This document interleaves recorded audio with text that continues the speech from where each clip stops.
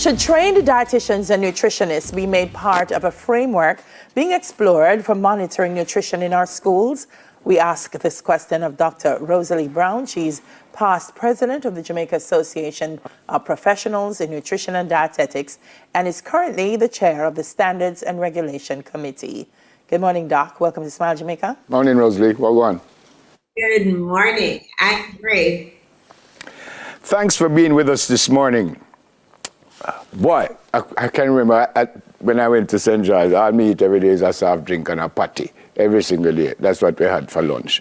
But things have changed, haven't they? And you're suggesting that these youngsters need to, what? Be more careful, and who should be the monitors here? The parents, the school, the people who sell out at the gate, who should be the monitors here? All right, the monitors should be holistic, but you have persons who are really responsible for the health of our children and the nation. So it is driven by the Ministry of Health and Education. And under that umbrella, you're going to have professionals like registered nutritionists, registered dietitians, and other nutrition professionals.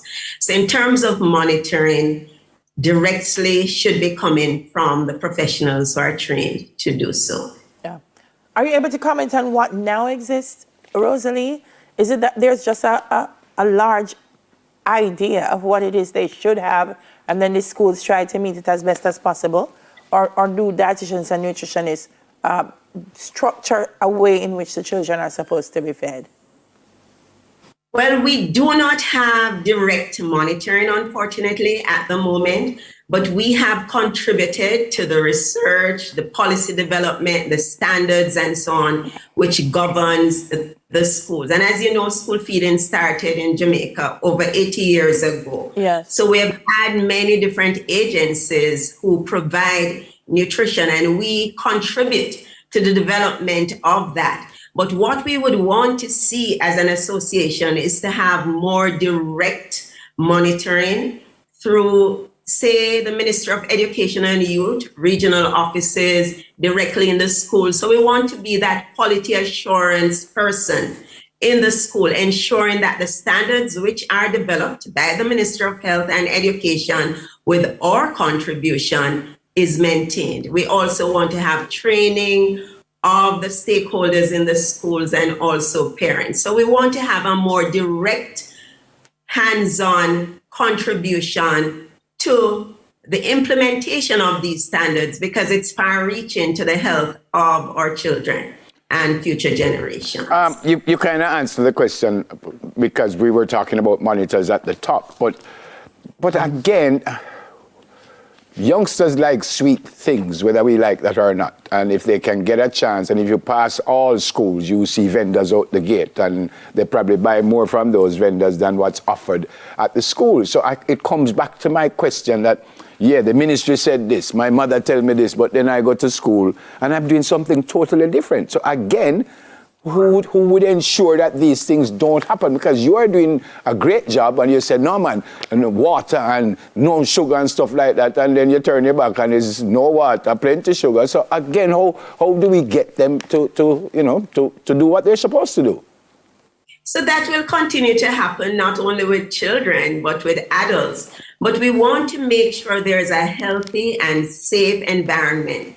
And what the National Food and Nutrition Policy is going to be doing is to have everybody at the table, ensuring that this is provided.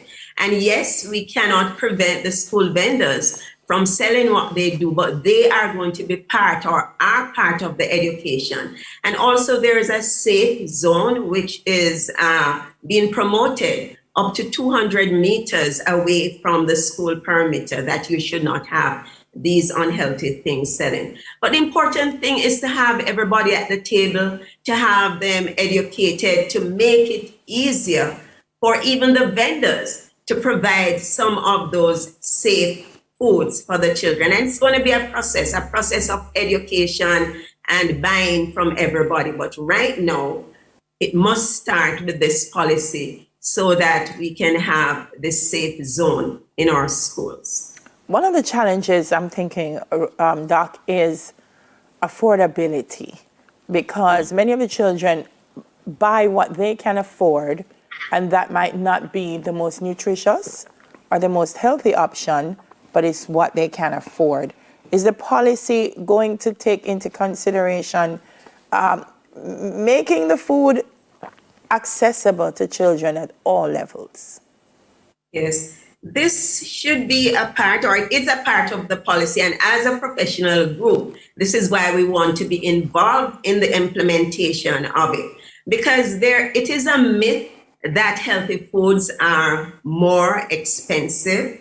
So what we want to do is to keep out those empty calorie, empty nutrients food out of the schools, and to have foods which have more nutrients, more calories, and prepared in a way that children will want. Jamaicans are very great cooks, and so we want to guide that process with the standards, with training, so that it's available for them to have. And these other unhealthy food sources are not in the tuck shops, they're not in the canteen. So this is where I think the policy is going. And as a professional group, this is why we're pushing. We want to be there because we help with the development of the policy. We want to help with the implementation and the monitoring of this policy. My producer gave me lots to prepare for this. And I'm going to read something here, and it says, why are teachers the ones responsible for monitoring? We have two institutions that graduate dietitians and nutritionists yearly, NCU and University of Technology. We are medical professionals who are trained to monitor and guide persons. Many people think dietitians are only in the hospitals. We should be in schools, nursing homes, children's homes, all of these facilities. Is that realistic?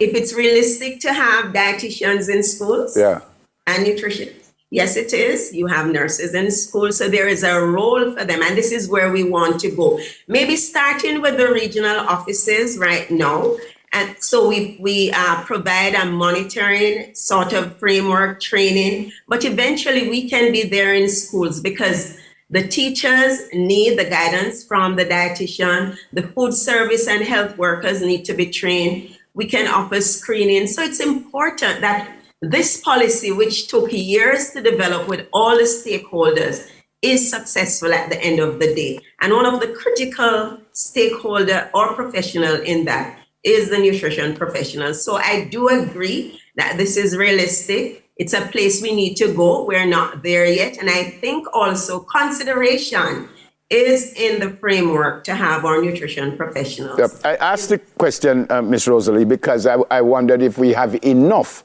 Because if I just look at high school football, I'm a high school football coach, there are like 120 schools in football alone. And I know there are more schools than that. So that's the reason I asked the question. Can it be spread that wide? Do we have that many or is it, as you said, just a region by region basis where you want to see it? So we have many nutrition professionals, they're being trained. So if the framework is there, we do have enough. So we need to start with the framework, start with making the openings, as we call them, post-available, and they will be filled. The universities are turning out nutritionists and dietitians. All right. Or nutrition professionals. Yes. Doc, I did hear you say it's not true that the healthy meals are more expensive, but I feel like in some instances, they really are. At least that has been my experience, that it's easier for you to access the things that maybe not as healthy as they should be than if you really want a solid, healthy meal.